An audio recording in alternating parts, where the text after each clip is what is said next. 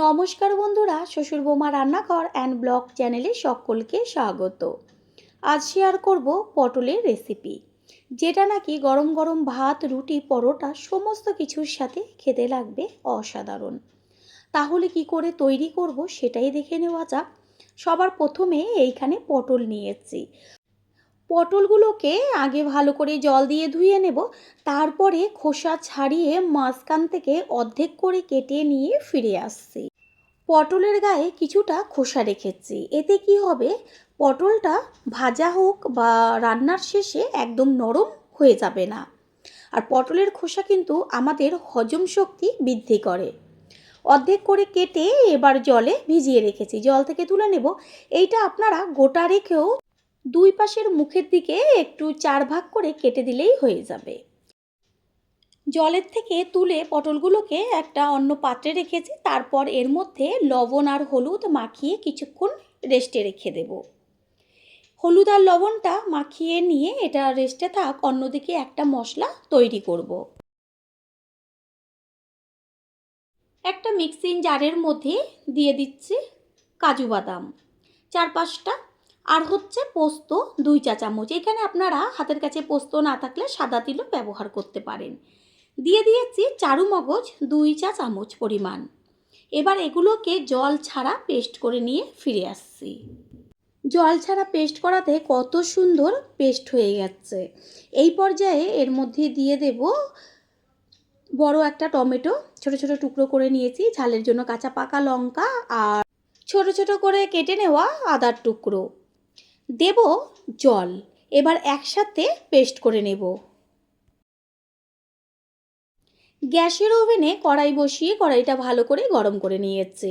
এরপরে দিয়ে দিচ্ছি সাদা তেল, আপনারা চাইলে সর্ষের তেলও ব্যবহার করতে পারেন।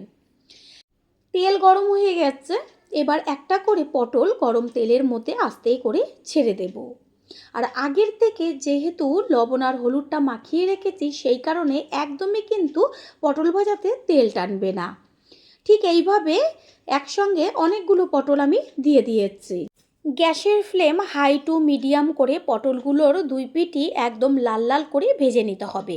প্রথমে নিচের পিঠটা কিছুক্ষণ হতে দিতে হবে লাল লাল হয়ে ভাজার জন্য। পটল দিয়ে তো অনেক রকম রেসিপি তৈরি করে খেয়েছেন, একবারের জন্য হলেও এই পদ্ধতিতে রান্না করে খেয়ে দেখবেন।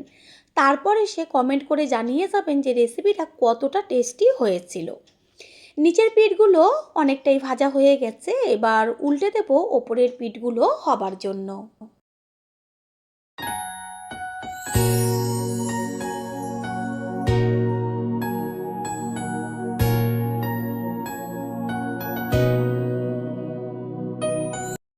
পটলগুলোর দুই পিঠই সম্পূর্ণ লাল হয়ে গেছে, বেশ এইভাবে কড়া করে ভেজে নিতে হবে।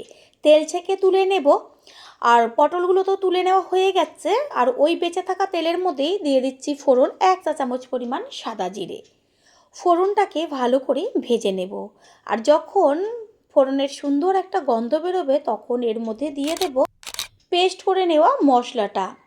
পোস্ত, কাজু বাদাম, টমেটো, আদা, কাঁচা লঙ্কা আর চারুমগজ যে একসাথে পেস্ট করে রেখেছিলাম সেই মশলা। গ্যাসের ফ্লেম লোতে রাখতে হবে। কালারের জন্য দিয়ে দিচ্ছি হলুদ গুঁড়ো আর স্বাদের জন্য লবণ। ভালো করে মিশিয়ে নেব। যেহেতু পাকা লঙ্কা ব্যবহার করেছি, সেইখানে আর লঙ্কার গুঁড়ো ব্যবহার করিনি। মশলাটা হতে থাক। এইখানে নিয়েছি টক দই। টক দইটা চামচ দিয়ে ভালো করে ফেটিয়ে নেব।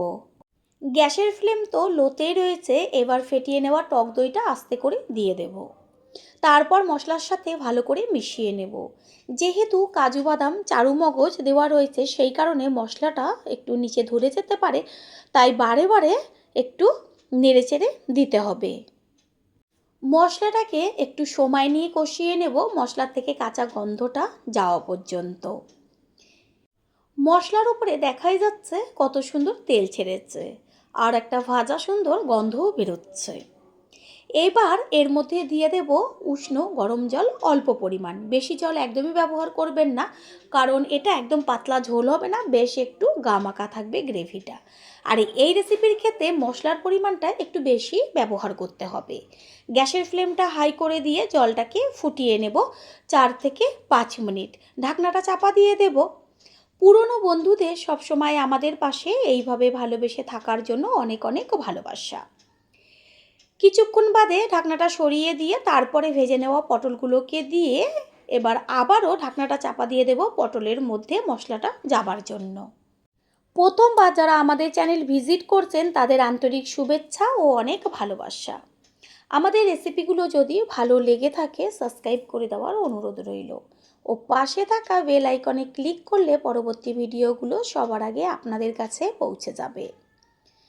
কিছুক্ষণ হবার পরে কড়াইয়ের ঢাকনাটা সরিয়ে দিয়ে তারপর খুন্তি দিয়ে একটু ওপর নিচ করে নেব।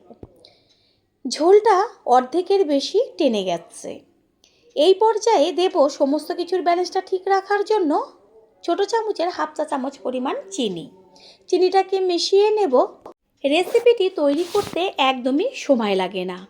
বাড়িতে অতিথি আসুক বা নিজেরা যে কোনো দিনে এই রেসিপিটি তৈরি করে খাবেন, স্বাদ মুখের থেকে যাবে না।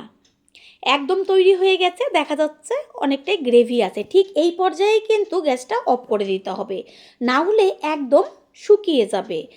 ঠান্ডা হওয়ার পর অনেকটাই বসে যাবে। এবার একটা প্লেটে তুলে নেব। তৈরি হয়ে গেল আজকের রেসিপি। আশা করি রেসিপিটি ভালো লাগলো। আর যদি ভালো লেগে থাকে একটা লাইক, কমেন্ট, পারলে একটা শেয়ার করে অবশ্যই জানাবেন। আপনাদের দেওয়া একটা লাইক ও লাইকের পাশে থাকা একটা হাইপ আর একটা শেয়ার আমাদের কাছে অনেক অনেক গুরুত্বপূর্ণ। All friend, thanks for watching my video.